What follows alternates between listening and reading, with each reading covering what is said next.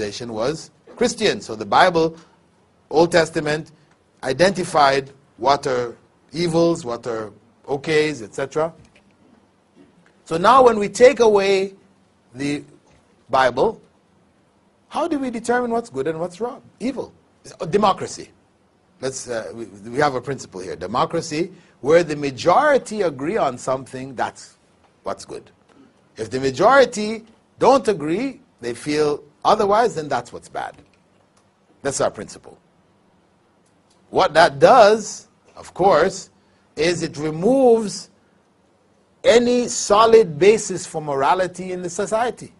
Because if the majority feels something is good today, it's good. If they think it's bad tomorrow, it becomes bad. What was bad today can become good. So, where is your basis? And that's exactly what has happened in the society. That the values that were held have been turned upside down.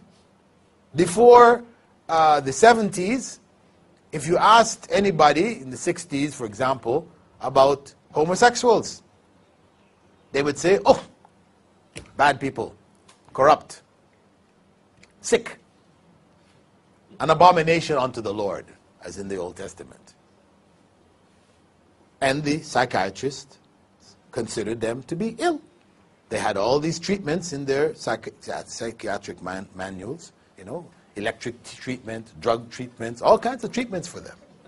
But by the middle 70s, things turned around.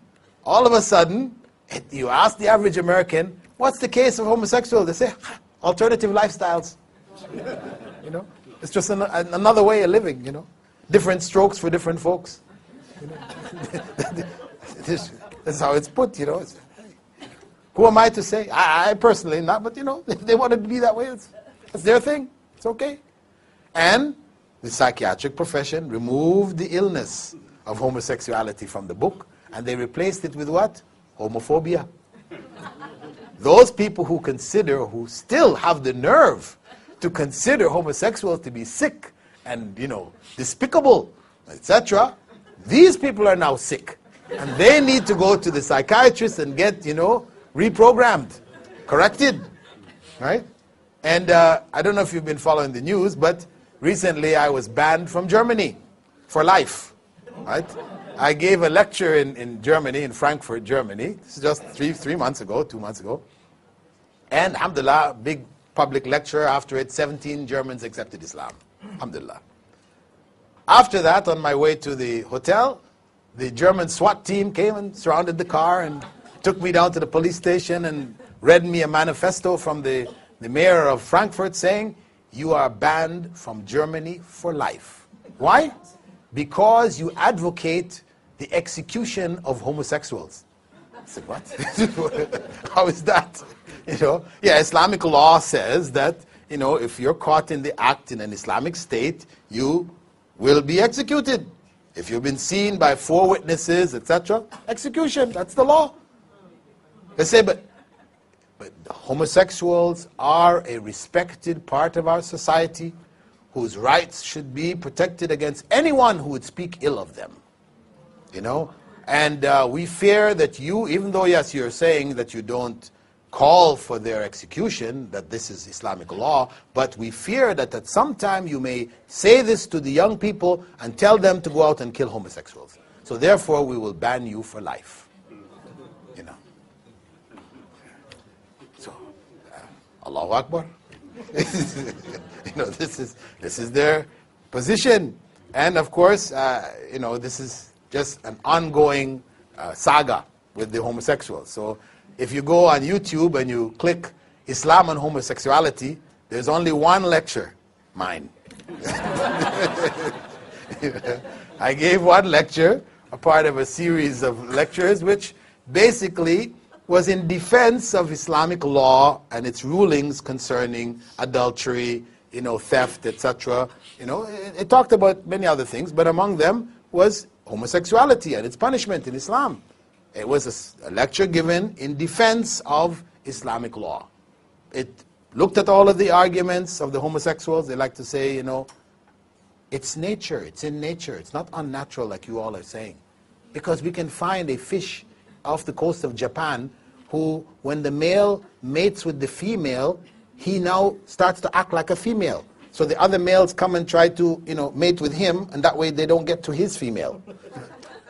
Yeah, there's a fish like that off the coast of Japan. And there's also a butterfly in South America that does the same thing. So he said, it's not unnatural. So I said there that, okay, we also have the black widow spider. The black widow spider, when she finishes mating with her husband or mate, she kills him and eats him. So is that okay now? We say it's natural for wives if they, have that inclination to kill their husbands and eat them. So I said, so I went through their genetic arguments and all the different arguments, and I showed that they were false.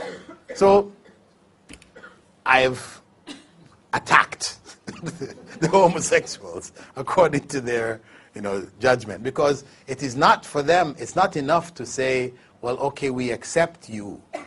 You have the right to make your choice. No, they're saying, don't even say anything against us. Not only toleration, we want to be respected and liked. And they have now introduced into the educational systems of the West.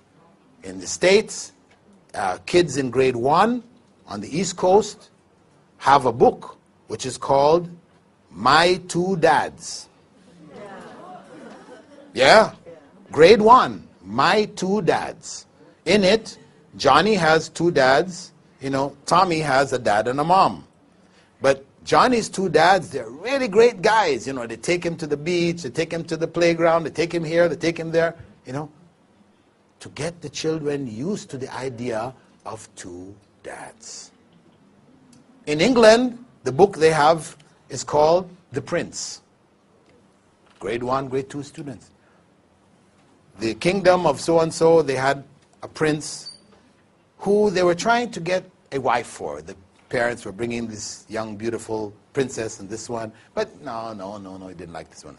Finally, he met another prince. And they liked each other, and they were close, and they were,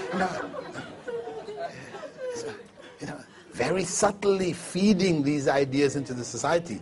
So they are coming at that civilization, they're coming at them in full force. In full force.